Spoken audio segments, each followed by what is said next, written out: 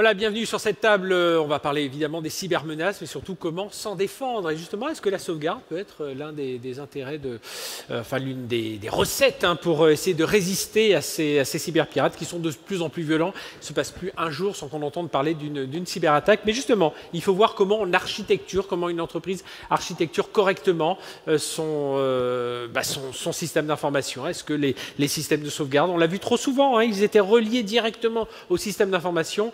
Et ça, vous imaginez, pour un pirate, une fois qu'il a les deux pieds dans la place, eh bien, c'est assez facile pour lui de se promener. Et on voit tous c'est terrible, c'est assez tragique pour pas mal d'entreprises, toutes ces ransomware, ces opérations de ransomware en ce moment. Alors, on va en parler avec nos experts que je vous présente tout de suite. Pascal Sebas. Bonjour, Pascal. Bonjour. Merci d'être avec nous. Vous êtes manager de la business unit Data Protection chez SCC France. Et puis François-Christophe Jean, bonjour. Bonjour. François-Christophe, CTO Data Protection chez Dell Technologies. Donc on a beaucoup de choses, vous l'avez compris, puis à suivre autour de ces attaques. Première question, Pascal. Oui, les vulnérabilités, il n'y en a jamais eu autant. En ce moment, on est... tout le monde peut être attaqué. Ce n'est pas parce qu'on est une banque, on peut être une PME au fin fond du Jura, on peut être attaqué, on peut se voir privé de ses données. C'est ce qu'on voit un peu tous les jours en ce moment. Exactement. Et déjà, le premier constat qu'on fait, c'est qu'on est sur un modèle économique qui marche. Le ransomware est une très belle activité, oui, très lucrative. Un bon ROI, comme on dit. Voilà. Exactement. Donc, c'est pas pour ça que ça va arrêter. Tout le monde est exposé, tout le monde y aura droit. La seule échéance, c'est quand, avec des mécanismes quand même qui deviennent de plus en plus sophistiqués, très élaborés. Il y a de l'intelligence artificielle. Il y a même des plateformes de ransomware as a service qui sont mises à disposition des personnes mal intentionnées. Bref, vous avez compris que ça va être très compliqué de se prémunir. Vous avez raison de le dire. Il y a des gens, il y a des pirates, c'est des intermédiaires. C'est pas eux qui vont attaquer les entreprises, c'est eux qui vont fournir les armes. Quoi, en quelque Exactement. sorte. Ils vous offrent un service dit clé en main. Comme une plateforme, comme un Salesforce, par exemple. Oui. C'est exactement pareil, sauf que c'est un peu plus criminel. Et puis, en fait, la conclusion, c'est que le trafic de la donnée, il n'a jamais été aussi lucratif, et voire même plus que certains trafics comme celui de la drogue. Et aujourd'hui, on voit ce sont des attaques menées, voire par des États. Il y a des groupes mafieux, des États. Ça peut être des attaques géopolitiques. Enfin voilà, on est absolument. C'est du personnel, de l'employé qui a été maltraité par ses responsables, jusqu'au pays mal intentionné qui veut stopper ou paralyser une activité. François-Christophe Jean, aujourd'hui, alors évidemment, les entreprises sont conscientes qu'elles peuvent être attaquées, qu'elles peuvent toutes être attaquées aujourd'hui, mais on a l'impression quand même qu'il y a une maturité de la prise de conscience qui n'est pas complètement, qui n'est pas très élevée finalement. Absolument. Donc elles sont conscientes du risque, et effectivement vous l'avez cité, il ne se passe pas une journée sans que les médias ne relatent les conséquences d'une cyberattaque réussie, et donc les entreprises cherchent à se protéger. Malheureusement, elles se focalisent, je trouve, sur la cybersécurité périphérique en oubliant la cyber-résilience. Parce qu'aujourd'hui on subit environ une attaque toutes les 39 secondes. C'est une fréquence qui a été multipliée par 9 depuis le premier confinement. Alors ça s'explique très bien, le télétravail, le boom de l'IoT, etc. Plein de portes d'entrée dans les systèmes d'information que les pirates peuvent utiliser. Mais le malware n'est pas la seule forme d'attaque. Oui. Et 34% des attaques sont fomentées de l'intérieur du firewall.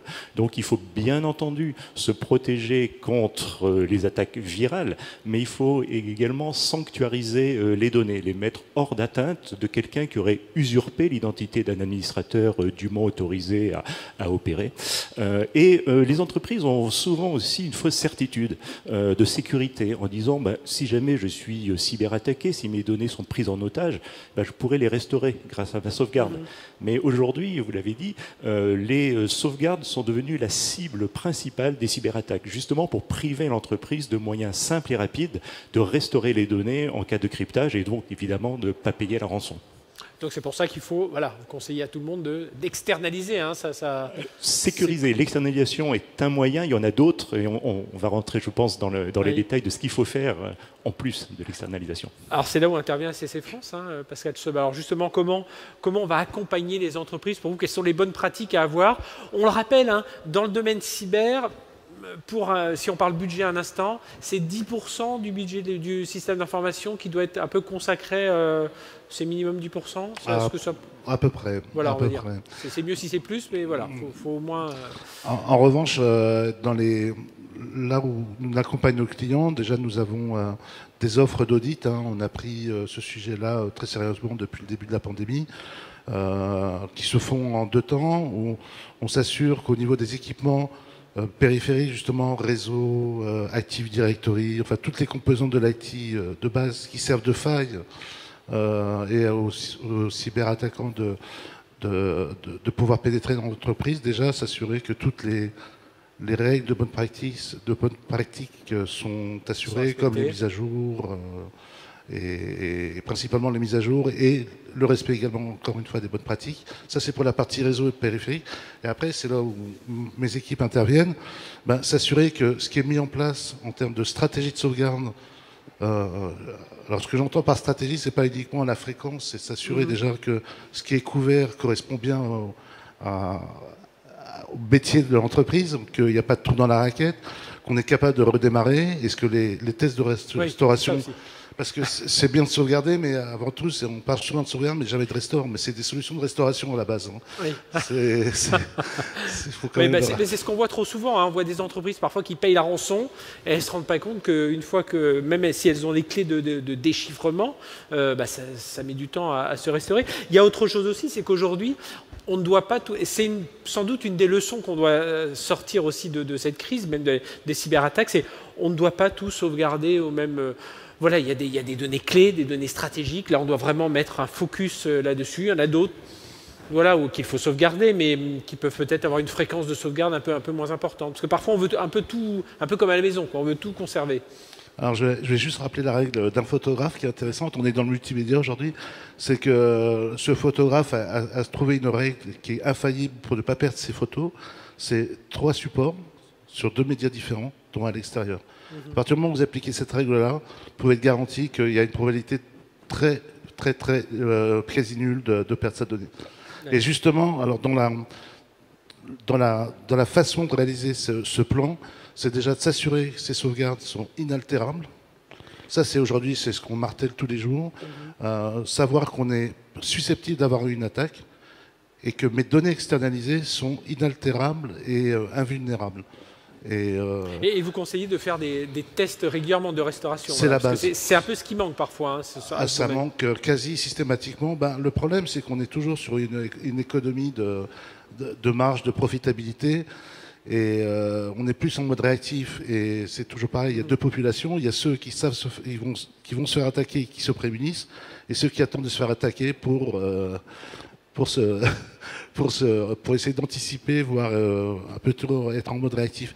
Mais sur les 3 volets, je viens juste de détailler, sur la résilience de la sauvegarde, je préfère passer la main on va en parler justement avec François-Christophe Jean. Donc, Dell est derrière, Dell Technologies est évidemment derrière. Vous avez plusieurs piliers pour tout ce qui est cyber recovery.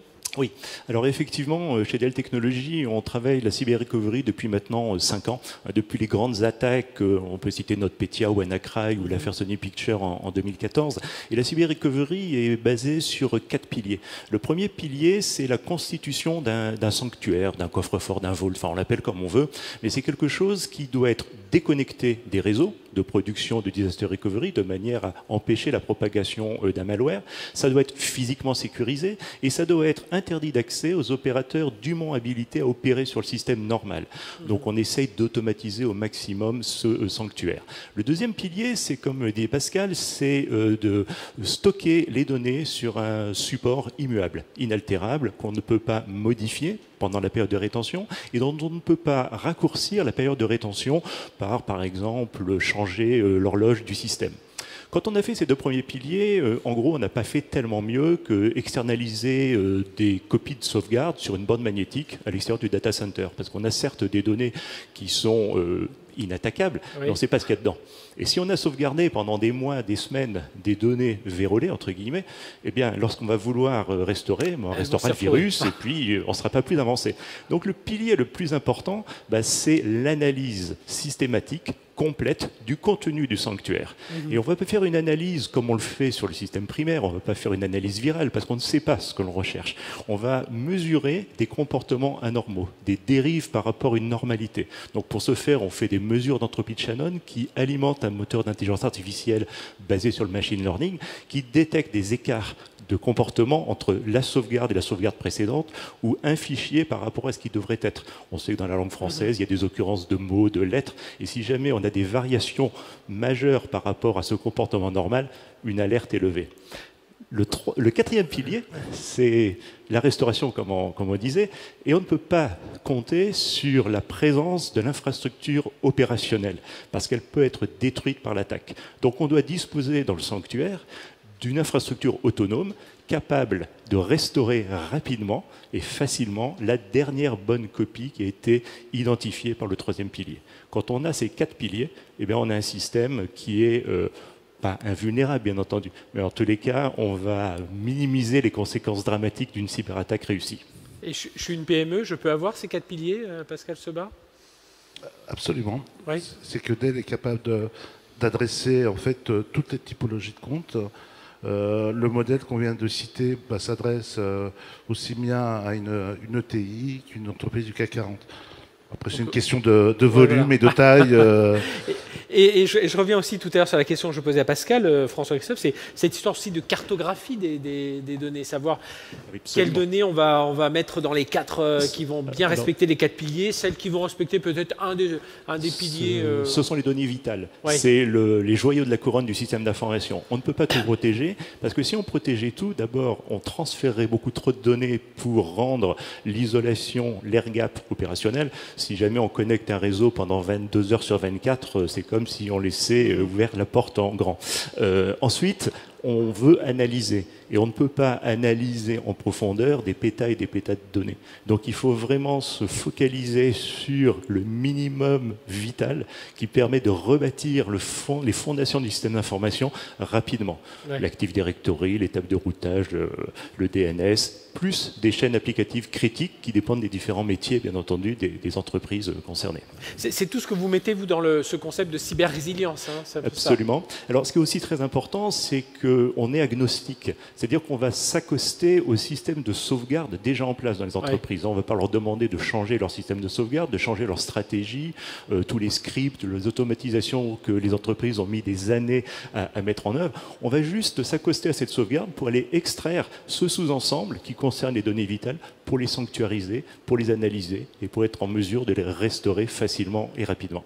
Et alors, dans tout ce qu'on vit en ce moment, ce qu'on a vécu, ce qu'on vit, je vais parler du télétravail. Comment on fait quand, justement, on a ces collaborateurs répartis un peu partout dans le pays, sur la planète, et qui commencent tous à avoir leur propre data. Comment ça se passe pour vous? Qu'est-ce que vous conseillez aux entreprises dans ce domaine? Alors, bien entendu, on leur dit surtout pas que la cyber-recovery doit remplacer la cybersécurité. Hein, il y a toujours des budgets qui doivent être alloués à la cybersécurité, au firewall, au VPN, au cryptage des données pour se protéger contre le vol d'informations. C'est aussi un fléau très important. Mais il est important d'avoir identifié quelles sont les données vitales. Alors, les données vitales, elles ne sont pas forcément dans le data center. Elles peuvent être effectivement sur les endpoints, les postes de travail. Elles peuvent être dans le cloud, dans le multi-cloud, chez un hyperscaler, chez Amazon, chez Google. Il faut les identifier, il faut être en mesure de les acquérir pour les sanctuariser, que ce soit on-premise dans le data center ou chez un service provider dont c'est le métier de sanctuariser ces données. Donc Dell Technologies ont des partenaires mondiaux qui permettent de faire ça.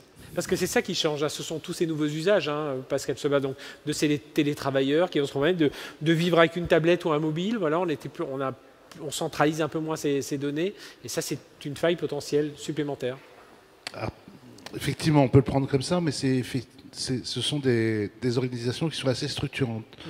Donc, soit, on va dire, à l'ancienne, vous aviez un poste de travail, un disque dur qui n'était pas sauvegardé, et à l'extrême, aujourd'hui, tout le monde a un OneDrive-like, pour pas tous les citer, où en fait, on dispose d'un disque qui est complètement mutualisé sur un ensemble qui lui-même est sécurisé. Donc, la consolidation, justement, va permettre d'adresser la sécurisation beaucoup plus simplement, avec les bons outils, en revanche. Encore une fois, c'est un sujet qui est intéressant que vous venez de soulever, puisque On parle de mode SaaS dans le cloud comme Office 365 qui n'est pas protégé. Oui. Pas protégé au sens sauvegardé, protégé au niveau de l'infrastructure. C'est que s'il y a un souci sur un équipement, il va basculer sur notre data center. Mais si vous voulez revenir à une version d'il y a 6 mois, vous allez avoir des soucis. Si vous n'avez pas eu de dispositif de backup en place. Donc, important de le rappeler. Et juste sur ça, enfin je sais pas, peut-être François Christophe. Je suis tout à fait d'accord avec ce que vient de dire Pascal. Ça va, on peut continuer. Et sur les règles, on va revenir sur les conseils. Il nous reste un peu moins de 5 minutes là pour, je ne vais pas dire pour conclure, mais pour poursuivre. Les règles. Je trouve qu'il faut vraiment insister sur cette partie restauration, parce que ça, c'est et de faire des tests régulièrement, parce que on l'a vu, alors tests de gestion de crise, bien entendu, de tests d'audit, vous l'avez dit, mais voilà, il y a quelques règles à suivre pour la restauration et être certain que s'il se passe quelque chose, on peut redémarrer le lendemain. Alors, c'est notre devoir et notre métier d'alerter. Malheureusement, on a un discours qui parfois peut paraître anxiogène, oui. Mais l'actualité prouve qu'on l'est passé, j'ai l'impression. Oui.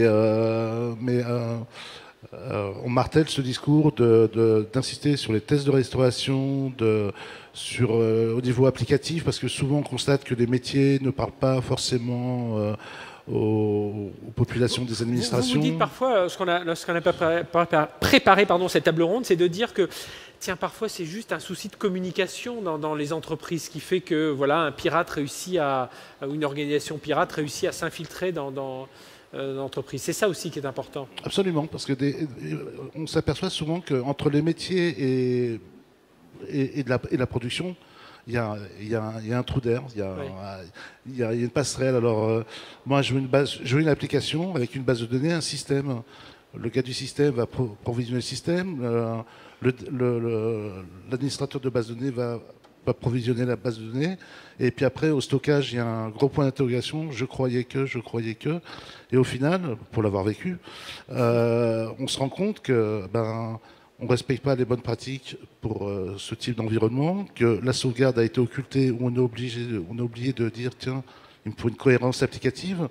Donc j'ai une sauvegarde qui est en place, mais je serais incapable de restaurer ma base de données. Donc c'est pas que je perds un fichier, je le restaure, c'est je perds un environnement, je dois le restaurer.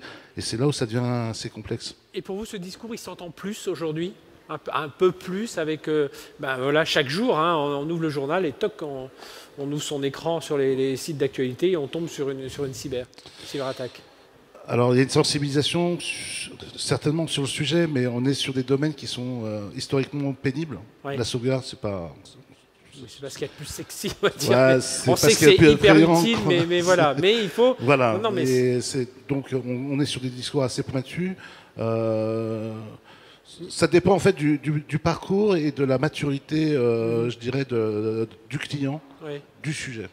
Mais justement, on parlait du sujet technique. Est-ce que cette sauvegarde, il faut en parler davantage d'un côté business, François Christophe ? Oui, alors il faut surtout être proactif. Ouais. Il faut anticiper.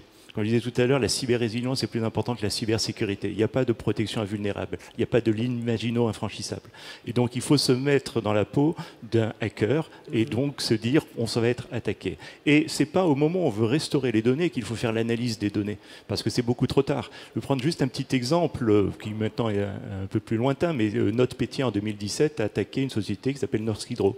Norsk Hydro avait un système de sauvegarde basé sur Windows. NotPetya détruisait les serveurs Windows, le système de sauvegarde, donc de restauration. Il a fallu 168 jours à Norsk Hydro pour restaurer ces données. Heureusement pour eux, ils font de l'aluminium. Ce n'est pas une société de la net économie ou un support d'une fonction régalienne de l'État. Parce que sinon, ils seraient été rayés de la carte. Donc il faut anticiper, il faut avoir la certitude que l'on pourra restaurer des données, même si tout le système opérationnel a été détruit. Et ça ne s'improvise pas. On fait des tests de PRA, on fait des bascules automatiques, on ne fait pas de tests de cyber-résilience. Oui. Il faut que cette mentalité change dans les entreprises, parce que ça arrivera à tout le monde, qu'on soit une TPE ou un grand groupe du CAC 40. Et puis vous l'aviez rappelé, si les sauvegardes sont... on a des moteurs d'intelligence artificielle aujourd'hui qui sont capables de voir si les sauvegardes sont contaminées, parce que ça aussi... Et même de détecter des signes avant-coureurs. Ouais. Parce que effectivement, les attaques sophistiquées ne vont pas crypter du jour au lendemain les données. Ça, c'est effectivement l'extorqueur de données de bas étage. Mais si jamais c'est un État-nation, si un cyberterroriste qui est derrière, eh bien, il va faire très progressivement son attaque. Et donc, on va être en mesure de voir que petit à petit, il y a quelque chose d'anormal qui se passe, que peut-être la sécurité comportementale, temps réel, antivirale, n'a pas pu détecter. Parce que dans la sauvegarde, on fait un petit peu comme l'analyse stochastique des données financières. On prédit l'avenir en regardant le passé. On regarde l'accumulation de signaux faibles et on détecte que quelque chose est en train de se passer et là on peut bloquer. On conclut avec vous, Pascal, un dernier mot, un dernier conseil pour ceux qui nous regardent, qui nous écoutent. Valider, s'assurer que les sauvegardes, les solutions qui sont mises en place respectent les bonnes pratiques et sensibiliser les utilisateurs de ne pas ouvrir une pièce jointe d'un mail. Ça, c'est arrivé encore il n'y a pas longtemps. Oui, oui. Ça, c'est l'éternel besoin de sensibilisation. En tous les cas, nous sommes là, nous, pour accompagner et conseiller tous nos clients autour de ça. Donc. Eh bien, merci à tous les deux, merci François Christophe Jean de Dell Technologies, Pascal Sevas de SCC France, dans le cadre de cette table ronde dans le SCC Engage 21. Tout de suite, je vous propose de découvrir un témoignage client avec la société TDI.